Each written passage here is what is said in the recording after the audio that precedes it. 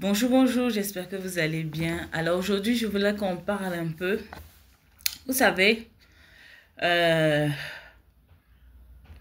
quand tu rencontres quelqu'un, il faut apprendre à beaucoup observer cette personne. Il faut beaucoup observer ses actions. Ses actions en disent long sur la personne. Ses actions en disent vraiment euh, de la personne. La personne n'est pas toujours obligée de dire des mots. Juste par ses actions, tu sauras un peu à qui tu as affaire. Pendant le match, la CAN d'Afrique, là, où la Côte d'Ivoire a gagné, on a vu qu'il y avait des matchs à l'intérieur du pays. On a vu des matchs à Korogo, des gens qui sont allés jusqu'à Yamoussoukro, des gens ont quitté Abidjan. Hein? Des gens qui ont tendance à dire qu'ils n'ont pas d'argent, ils n'ont pas beaucoup de moyens. Mais ils ont pris des transports pour aller jusqu'à l'intérieur du pays, des chambres d'hôtel, tout ça. Ils sont restés là-bas juste pour aller regarder le match.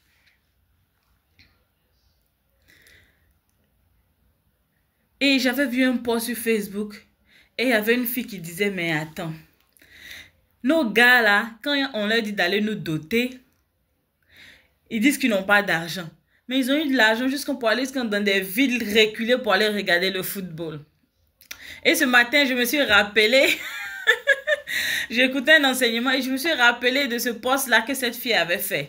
Et puis j'ai dit, non, je vais faire une vidéo sur TikTok. Vous savez, vos gars là, ils disent qu'ils n'ont pas l'argent, que non, le salaire est un peu petit, ils sont en train d'économiser et tout ça. C'est faux, hein?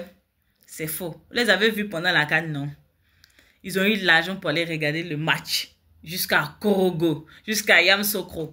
Mais pour aller vous doter dans le village de vos papas, là, ils n'ont pas d'argent. Genèse 29, à partir du verset 16, on va parler de Jacob. Jacob est arrivé chez son oncle Laban. Il a dit, mon oncle, ta fille que je vois là, ta fille Rachel là, elle est vraiment très belle. Elle me plaît, mon oncle. Je suis prêt, mon oncle, à travailler 7 années de ma vie pour pouvoir payer ma dot. Mais vous savez, Jacob, c'était le fils de Isaac. Et Isaac, il avait beaucoup d'argent, hein? Mais comment ça se fait que Jacob vienne chez son oncle pour dire, mon oncle, je suis prête à travailler 7 ans de ma vie pour payer la dot de ta fille, parce que c'est celle-là que j'aime. Je pense que on voulait nous expliquer que par ce verset-là que quand un homme aime une femme, il est prêt à sacrifier énormément de choses pour cette dernière. Quand un homme aime une femme, il est prêt à faire vraiment des choses insolites, des choses incroyables pour cette dernière. 7 années de sa vie, c'est beaucoup, les amis. Mais il a dit, mon oncle, je vais travailler 7 années de ma vie pour pouvoir avoir ta fille, Rachel. Après ces 7 années, son oncle a doublé. Il a mis la grande sœur Léa dans sa chambre. Et quand Jacob s'est rendu compte de cela, il dit, non, mon oncle, je veux ta fille Rachel. Son oncle dit, non, chez nous, on ne marie pas l'aîné d'abord. On ne marie pas la petite sœur d'abord. L'aîné d'abord, après ensuite la petite sœur. Il dit, je vais encore travailler 7 ans. Au final, il a travaillé 14 ans de sa vie. Vos gars, là, ils disent qu'ils n'ont pas l'argent pour vous doter, non? Ils ont l'argent pour aller payer iPhone 16. C'est 16 maintenant, non? Je ne sais même plus. Moi, je n'utilise pas d'iPhone.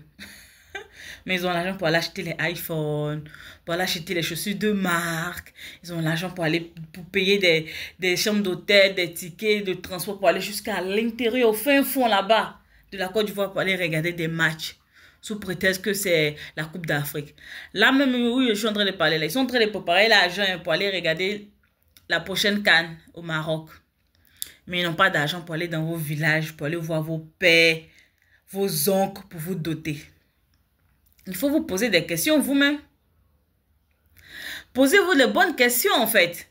Pourquoi vous ne réfléchissez pas? Pourquoi vous ne réfléchissez pas, les filles? Pourquoi vous ne voulez pas comprendre en fait? Pourquoi? Pourquoi vous ne voulez pas comprendre? À ce que je sache, les dots en Côte d'Ivoire ne sont pas faramineuses. Il y a même des endroits où la dot, c'est juste des coris, juste des pièces. Donc, pourquoi vous ne réfléchissez pas alors? Moi, je ne comprends pas. Il faut vraiment réfléchir. Hmm? Il faut réfléchir. Quelqu'un qui n'a pas d'argent pour payer ta dot, mais il a l'argent pour s'acheter les choses de marque. Ça veut dire que c'est quelqu'un qui n'est pas prêt à s'engager. C'est tout et il ne faut pas aller par mille chemins. Tu sais ce que tu dois faire. À bientôt.